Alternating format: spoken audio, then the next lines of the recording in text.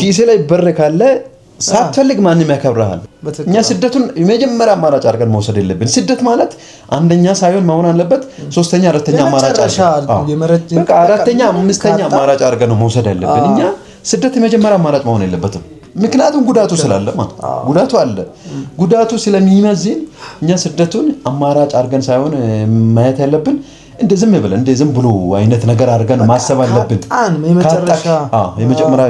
የመጨረሻ ውሳኔ መሆን ያለበት ነገር ነው ግን እኛ የመጀመሪያ ስቴፕ አማራጭ ማድረግ አለብን ብዙ ነገር መስራት ይቻላል ስራው ላይ ስራውን ደግሞ እንዴት ነው መስራት ያለብን መንግስትንም ሆነ ስልጣን ያለውን አካል የማስቸገር የመጠየቅ ማስቸገር ማለት መሳደብ አይደለም ማስቸገር ማለት ያሉና አተካራ ምናምን አጋቀር ማውጣት ሳይሆን የሁሉ ህዝብ ያለ የሆነ ነገር ካልሰራ ለሀገር አስተዋጽኦ ካላደረገ ይሄ ራሱ ማስቸገር ነው ማስቸገር ስለዚህ አሁን ቤት ቁጭ ብለን አይደለም እኛ ውጤታማ ምን ነው ባይየ ስኬት ማለት ያንተን እንቅስቃሴ እየፈለገም ይመጣ ሳይሆን እኛ ምን አንፈልገው ለፍታ አሳደም ታገኘው ነገር ነው ስለዚህ ነገሮችን ፕሪስ አድርገን ማውጣት መቻል አለብን ወጣቶቻችን ማለት ነው ስለዚህ ነገሮች ላይ በብልጠት መጠቀም ማለት ነው ነገሮችን በስልት በመጠቀም ምናልባት እኛም ብዙ ነገሮችን አይተናል እኔ አሁን ብዙ ነገር አይቻለሁ ማለት ነገሮችን ከመጠበቅ ምናምን ከማየት ምናምን ተመልካች ከመሆን አይደለም የምታገኘው ነገሮቹ ላይ ምንድነው ቀጥታውን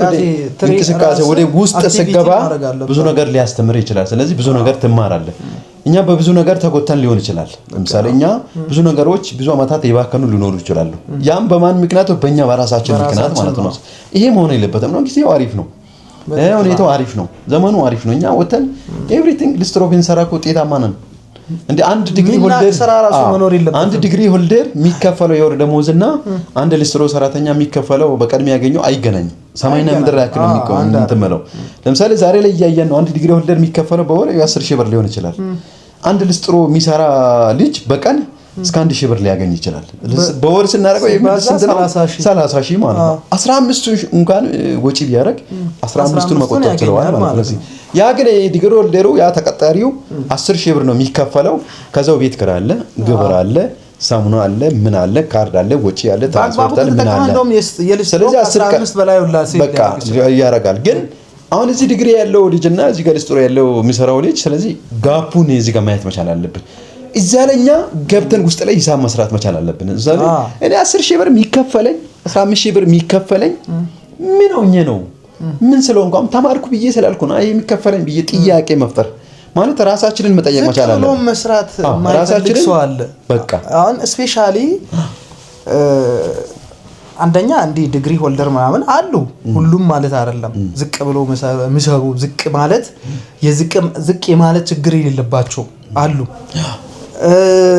ለምሳሌ በረካሽ ብር ምግብ የሚበሉበት ቦታ አለ የሚበላበት አለ እዛ ሄዶ መብላትን ማይፈራ ማይሸማቀቅ የተማረ ዲግሪም ሆነ ሌላ ማረግ ያለው ሰው አለ በጣም ነው ማደንቃቸው ለምሳሌ አሁን እኛ ያለንበት ሆቴል በጣም ውድ በሚባል እንትን የሚሸጥበት ነው ግን እዚህ የሚሸጠው ፓስታ ምናልባት 600-700 ብር ሊሆን ይችላል እዚህኛው ሆቴል ላይ ዝቅ ያለ ነው ብለን በቆርቆሮ በዳስ ሊሆን ይችላል በእንተንም ሊሆን ይችላል የጭቃ ቤትም ሊሆን ይችላል የሚሰራው ፓስታ በ120 ብር የሚሸጥ ነው አይደል ስፓይሱ የሚጨመረው ቅመም ያው ነው እነዚህም ከየትም አይደለም ከማርስ አይደለም የሚያመጡት እነዛም ደግሞ ከአፈር ውስጥ አይደለም የሚያመጡት ሁሉም ከአንድ አይነት እንትን ነው የሚገዙት አሰራሩን ብቻ ላይሆን ይችላል በጣም ቆንጆ ምግብ ተሰርቶ በ120 ብር የሚሸጥ ያለ ሰው ይሄንን በ700 ብር የሚበላውን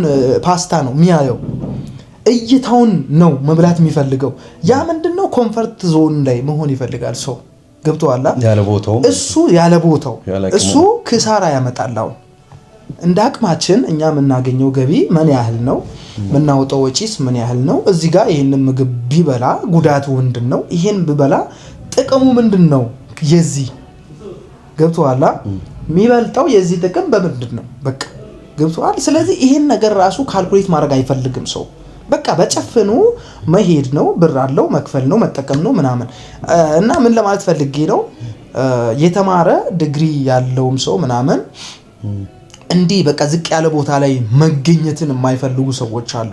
ልስትሮ ማለት ጸጉር መስራት ማለት ዝቅ ያለ ቦታ አይደለም፣ ስራ ነው። የስራ እኛ የሰጠነው ቦታ ነው እንጂ ስራ ነው ስራ ከሆነ። ስለዚህ ሌላ ደግሞ ምንድነው ከሳውዝ አፍሪካ የሚመጡ ልጆች አሁን እዚህ ጸጉር ቤት ስራ በትል እኔ እንጃ አንገቱ ይቆረጣታል እንጂ ምናልባት በጣም ተቸግሮ ምናምን ካልሆነ በስተቀር መስራት አይፈልግም። ጸጉር ቤት መስራት አይደለም ዝቅ ያለ ጸጉር ቤት መግባት አይፈልግም። ራሱ ላይፉ ራሱ ኑሮ ራሱ ዝቅ አድርጎ እዛ ገባና ተሰራ እስኪለው ድረስ አይፈልግም። እዛ ጋር ሳውዝ አፍሪካ ላይ ሲኖር ግን የሚያደርጉት ነገር ድንች መሸጥ ሊሆን ይችላል፣ ቲማቲም እያዞረ መሸጥ ሊሆን ይችላል፣ ሽንኩርት ምናምን። ያን ነገር እዚህ ሀገር ቢያደርገው ዝቅ ያለ ስራ የተናቀ ስራ ነው። ገብቶሃል አይደል? እዛ ሲሄድ ግን የከበረ ስራ አድርጎ ነው የሚሰራው። ስለዚህ ሌላ ሀገር ሲሄድ አይኑን ጨፍኖ ማንንም አያይም። ሁሉም ሰው ያው ተመሳሳይ ላይፍ እየኖረ ነው ማለት ይቻላል። ግን በቃ እዛ ሲሄድ ሼም የለውም፣ የከበረ ስራ ነው፣ ውጭ ሀገር ነው ያለው፣ ለራሱ የሰጠው ግምት ነው። ስራ ግን ልዩነት የለውም። ገብቶሃል? ይሄን ነገር ደግሞ ታሳቢነት እንትን ቢል ያስቡበት በጣም አሪፍ ነው። በዚህ አጋጣሚ አሁን ይሄን ስንል የተማረው ምናምን ልስትሮ ይስራ ማለት አይደለም። አሁን እኛውን ትልቁ ችግራውን ነገሮችን የምንቀበልበት አቀባበል ይወስናል። ለምሳሌ እኛ እሱ ለምን አይሰራም እሱ ለምን እንዲያደርግም ልትሉ ትችላላችሁ። አይደለም ያ ማለት አይደለም፣ እንደዛ ማለት አይደለም። እኛ ለስራ ያለንን ቦታ ለስራ የምንሰጠውን ቫሉ ምን ያህል ቦታ ነው የምንሰጠው? ስለዚህ ፍላጎታችን ምን ያህል ነው? እዚህ ሀገር ላይ ቁጭ ብሎ የመስራት ፍላጎት እንዴት ነው? ውጭ ሀገር ሄደን የምንሰራውን ስራ እዚህ ለምን አንሰራም? እዛ ሄደን የምንከፍለውን ዋጋ እዚህ ለምን አንከፍልም? እዛ ማታ እስከ 6 ሰዓት እንደሚሰሩ ነው ማለት ይሰራል። እዚህ ሀገር ግን ቀኑን ጋር 6 ሰዓት ቁጭ ብሎ መስራት አይፈልግም። ኦልሞስት 24 ሰዓት ማለት ይቻላል።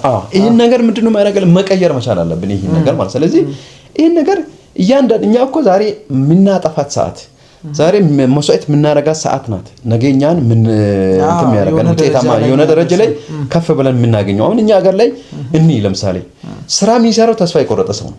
ለምሳሌ ትምህርት ላይ ያልተሳካለት 10ኛ ክፍል የወደቀ 12ኛ ክፍል የወደቀ 8ኛ ክፍል የወደቀ ምናምን ትምህርት ላይ በቤተሰብ በምናምን ተስፋ የቆረጠ ሰው ነው ዛሬ ላይ ወደ ስራ ጥናትም የሚኖረው ወደ ስራ ላይ ወስኖ የሚገባው። ዛሬ ላይ ደግሞ ምናያቸውን ትላልቅ ነገሮችን ትላልቅ ህንጻዎችን ትላልቅ ሆቴሎችን የገነቡ ሰዎች ምን አይነት ሰዎች ናቸው?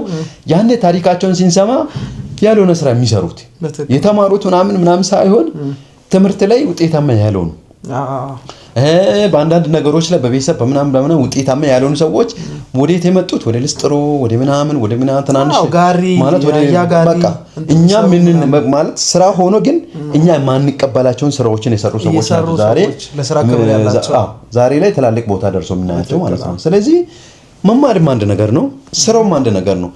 ትምህርት ለምሳሌ ስንማር ኬጂ ሳትማር 12ኛ ክፍል አገባ አንደኛ ክፍል ለመግባት ኬጂ ትማራለህ። ከኬጂ ከአንደኛ እያልክ ከ12 ዩኒቨርሲቲ ጀስት እንደዛው ምንድነው ስራ ላይ ስትመጣ ዛሬ ልስጥሮ ላይ የሆነ ነው ጸጉር ቤት ላይ የሆነ ነው እያልክ ወደ ሆቴል ወደ ምናምን የሚታድገው። ስለዚህ ነገሮች በስቴፕ ነው ወጣቱ በአንዴ ነው እዛ። ስለዚህ በአንዴ ዘለን ዛሬ ለምሳሌ እኔ ካፌ ገብቼ ሻይ መጠጣት ሳልችል የሆነች ነገር ሳገኝ ሆቴል የሚያምረኝ ከሆነ የሆነች ነገር ሳገኝ የተሻለ ሪዞርት ምናምን የሆነ በቃ አንድ አይነት ማኪያቶ ሆኖ ራሱ ኳሊፋይድ የሆነ ቦታ የሚመርጥ ከሆነ ውጤታማ አልሆንም። ምክንያቱም እኔ ዘወትር ማኪያቶ መጠቀም የሚፈልግ ከሆነ እኔ ማግኘው ገቢ ዘወትር እኔን ያጠጣኛል ብዬ ማሰብ መቻል አለብኝ። እኔ ዘወትር ለምሳሌ ሽሮ መብላት ማልችል ልጅ በወር አንዴ ወይ በሆነ ነገር አጋጣሚ የሆነች ነገር አግኝቼ ወደ ክትፎ ቤት የሚሄድ ከሆነ ያንን ክትፎ የሚበላው እኔ ዘወትር መብላት እችላለሁ ወይ ነው? ዘወትር ያንን ነገር መጠቀም እችላለሁ ወይ? አልችልም። ስለዚህ ምንድነው መሆን አለበት ወደዛ ስቴፕ ለመሄድ እዚህ ጋር መስራት አለብኝ፣ ጠንክሮ መስራት እዚህ ጋር መስራት መቻል አለብኝ ማለት። ስለዚህ እኛ ለስራው ያለን ቦታ ለስራው የምንሰጠውን ትኩረት ምንድነው ምን ማድረግ አለብን? መቀየር አለብን። እስቲ ነው አልተቀየረም እኛ ሀገር ላይ ይሄ ስራ እስካሁን አልተቀየረም። ስለዚህ እዚህ ሀገር ልስጥሮኒኬ እዛ ውጭ ሀገር ሄጄ ሽንት ቤት ዘጥ በቃ መሆን ከሆነ መታጸዳ ከሆነ ክሊነር የሚሆን ከሆነ እዛ ውጭ ሄጄ እንግሊዝ ሀገር ሄጄ ጋርድ የሚሆን ከሆነ የሆነች ነገር ምናምን ዴሊቨሪ ምናምን ምላላክ ከሆነ ስለዚህ ታዲያ እሱ ልዩነቱ ምንድነው? እዚህ ለምን አልሰራም ያንን ነገር? ስለዚህ እዚህም ጋር ከዛ የተሻለ ነው አመለካከታችን ቦታ መሆን አለበት። ይሄን ነገር ግንዛቤ በቃ ሊኖረን ይገባል ማለት ትልቅ ጥያቄ ነው። እኛም በፊት እናስበው ነበር፣ አሁንም ስናይ ግን አይደለም ስህተት ነበር፣ ተሸውደናል፣ ስህተት ነበር የነበረው ማለት ነው። ስለዚህ ያንን ስህተት እኛ ደግሞ መርገም የለብንም። ስለዚህ ለሌላው ምሳሌ እንዲሆን እኛ የተማርን ወጣት በተለይ አሁን የተምረን ቤት ቁጭ ያልን ወጣት ስራ አጥ ወጣት የምንለው በጣም ማውጣት መቻል አለብን። እንዴ ሰው የሚያከብረን ስንሰራ ነው። ሲኖር ኪስ ላይ ብር ካለ ሳትፈልግ ማንም ያከብርሃል። ዛሬ ምናልባት በሞኝነት ስራ ምን ሰው ሞኝ ነው በጣም ማንም ሆነ ማን ስራ የሚንቅ ሰው አንተ የምትሰራውን ስራ ልስጥሮም ሆነ ጸጉር ቤትም ሆነ ሌላም ነገር ስራ የምትሰራውን ሰው ይሄን እንዴት ይሰራል ብሎ የሚንቅ ሰው እሱ የተናቀ ሰው ነው ማለት ሞኝ ነው። በቃ የሞኝነት ጥግ ማለት ትችላለህ እንዴ። ስራ የሚሰራውን ሰው የሚንቅ ሰው ድንቁርና እንጂ ሰው ራሱ ይውቀት አይደለም። የሚሰራ ሰው ራሱ ሞራሉ መነካት የለበትም። በቃ የሚሰራውን ማበረታታት ሲባል ማበረታታት የሚሰራ ሰው ይችላል እኮ ባይ በጣም ይደርሳል። ይሄን ነገር ደግሞ እኛ አለመስማት ነው። ወጣት ይሄን ነገር ማወቅ አለብን ማለት ከውጪ የሚመጣውን ተጽዕኖች ዝም ብሎ ሰው የንቀትም ሆነ ሳምቲንግ ምናምን ሊመጡ ይችላል። ያንን ነገር በቃ ሬዲ ማሳለፍ መቻል አለብን። አለመቀበል፣ ቦታ አለመስጠት። ዛሬ አንተ እንዴት ዲግሪ ጨርሰህ እንዴት ሊስትሮ ትሰራለህ? አንተ ባለፈው የተማርከው ትምህርት እንዴት ጸጉር ቤት ትሰራለህ ምናምን ልል ይችላል። ይሄ ምንም አይደለም። ስለዚህ ያ ሰው የሚለኝ እኮ ለኔ ዳቦ አንድ ቡና ላይ ገዛልኝ ይችላል። የቡና ሀብር ቸገረኝ ብል ያ ሰው ላይ ይሰጠኝ ይችላል።